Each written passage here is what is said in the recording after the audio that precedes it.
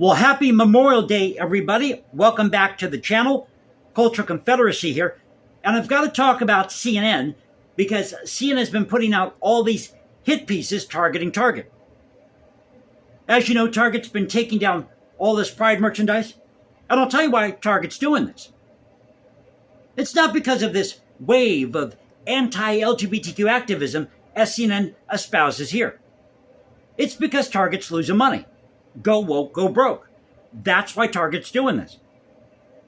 But somehow, Neil J. Young, author of this opinion piece here, he hasn't figured this out. Now, this came out May 25th, title of the article, The Mistake Target Made by Removing Pride Items. Since introducing this year's collection, the national retailer said in a statement, "We've experienced threats impacting our team members' sense of safety and well-being while at work. And given these volatile circumstances, we're making adjustments to our plans, including removing items that have been at the center of the most significant confrontational behavior." Target's announcement comes just days before the start of June's LGBTQ Pride Month and amid a growing wave of anti-LGBTQ efforts across the nation. CNN, where are your examples of all this anti-LGBTQ efforts? This wave of anti-LGBTQ activism. Now, they give an isolated incident here in the next paragraph.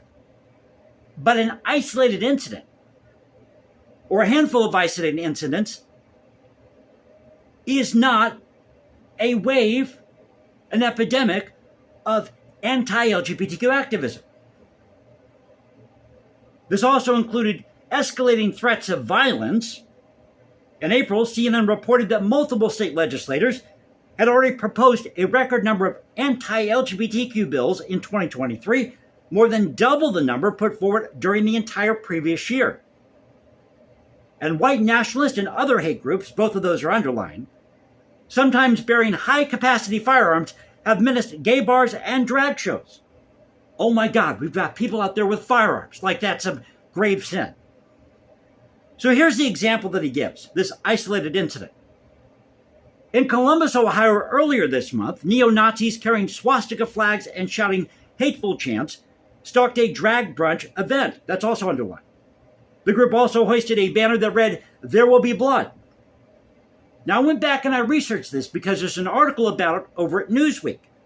As it turns out, you had these far left or pro-LGBTQ activists clashing against these far-right anti-LGBTQ activists. May have had some Proud Boys there, Oath Keepers. So two far left or right factions clashing against each other at this drag brunch event. And the big controversy over this was the fact that they were hosting this and you had kids present. That was the controversy. But somehow, this is an example of anti-LGBTQ activism.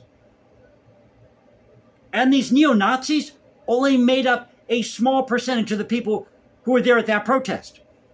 But CNN wants you to believe that all these people that were at this protest were white nationalists, neo-Nazis.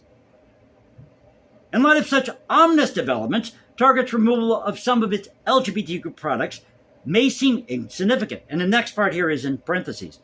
The company did not share which merchandise had been taken off its shelves, but controversy has largely centered on its tuck-friendly swimsuits for trans women who have not had gender-affirming surgery. Can I tell you something as a gay man here? And just as a guy, no guy wants their junk scrunched up. Have you taken a look at these tuck-friendly swimsuits? They look pretty painful, honestly. I mean, ask a woman. Ask somebody who's 100% woman out there, or somebody who's transitioning to become a woman, if they want their girls upstairs to be scrunched together. Probably not. Yet the intimidation that prompted Target's decision belongs to more than just an effort to, as right-wing commentator Matt Walsh put it, make pride toxic for brands. It's reflective of a broader campaign against LGBTQ persons and their rights taking place in state capitals, public schoolrooms, and on the internet. But much of this legislation, if not all of it, has to do with the fact that you're presenting material to people of a certain age that it's not appropriate for. Or you're wanting to have these gender-affirming surgeries for people under a certain age, many of whom don't know which way is up. These efforts seek to erase LGBTQ representation from the nation's public life, recognizing that their increasing visibility over the last half-century helped LGBTQ persons garner large public acceptance and secure fundamental rights, including marriage. Why I'm all for equality. If two gay people want to get married and be miserable, fine, let them. As such, Target's decision to get rid of some of its LGBTQ merchandise is no neutral act. Though their actions are the result of coordinated pressure, they nonetheless cede ground to those who seek to disseminate hate and enact violence, and they won't suffice. Again, where is your example of this?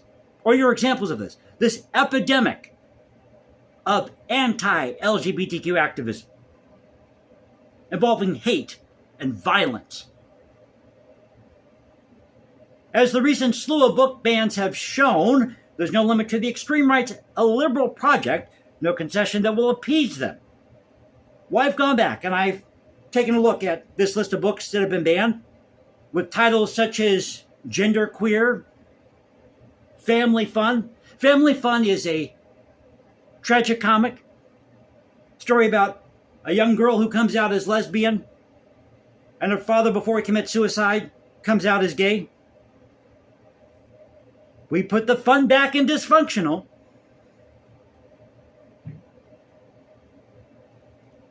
Rather than making a pesky issue go away, Target has given anti-LGBTQ activists a foothold for their bigger battle against LGBTQ rights inside their very own stores. It's worth remembering that the history of LGBTQ Pride Month is grounded in the Stonewall Uprising, and he goes through the whole diatribe for the next 2 or 3 paragraphs here about Stonewall. And I've talked about this before. The truth about Stonewall is that Stonewall was a gay bar run by the mafia, as many gay bars were at the time. They had several health code violations. There were illegal drugs being sold there at Stonewall. That's the truth about Stonewall. Now, is that to say that these police officers should have been harassing people in the LGBTQ community? No. But Stonewall was a gay bar that was run by the mafia, with several health code violations, selling of illegal drugs, and a lot of it fueled by the mafia. The marches that came after Stonewall, or as a result of Stonewall, demonstrated the importance of LGBTQ persons showing themselves in public. Having not even been permitted to quietly carry out their lives in private, law enforcement not only regularly invaded bars and other gay establishments, but also surveilled the homes and mail of those suspected of being homosexual, gender nonconforming, etc., etc. And again, much of this had to do with the fact that these were tied to the mafia. These bold acts joined a longer history of homophile activism and helped bring about significant changes. And they go into the history of the HIV epidemic, AIDS epidemic. While church and state worked to limit LGBTQ rights, some Americans and American corporations were making themselves into LGBTQ-friendly places or places of business. As early as 1986, Apple created a support group for its gay employees. In the mid-1990s, IBM did the same, becoming the largest company to grant same-sex couples health care coverage. Yet as the right-wing wages war, and I'm just flipping the article here, as the right-wing wages war on woke corporations, especially those associated with the LGBTQ community, the real threat to Pride Month may not be its capitalist excesses, but instead the possibility of a corporate abandonment. That's why Target's retreat, however small, is no disappointing factor. It's also dangerous, as he says here. No doubt Target and other companies have to take the threats they are receiving seriously to ensure the safety of their employees and customers. And I'm all for keeping your employees safe. And you shouldn't be going out there and causing violence in the name of some cause.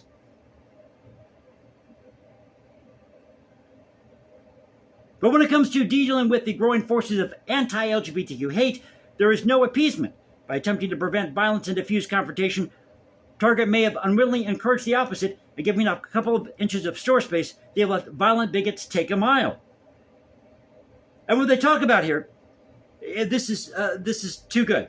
So what they talk about here is that they're afraid that these corporations have been capitalizing for too long on LGBTQ activism. So wait a minute, CNN. So now you're going to argue that while LGBTQ inclusion is a good thing, these corporations that have been backing these LGBTQ causes, who are capitalizing, that's a bad thing. Make up your mind, CNN. Make up your mind. You can't make these people happy no matter what you do. So I thought I'd share this with you. Hope you enjoyed the article. If you did, you know what to do. You can also follow me at Instagram, #JasonComposes, or you can find me, because I write music in my spare time, or find me at Twitter, Culture Confederacy at Twitter. This is the Culture Confederacy saying peace out. Stay safe, everybody. God bless this thing called the United States. You know how we do it here. This is where the past crashes with the present. I'll catch you next time.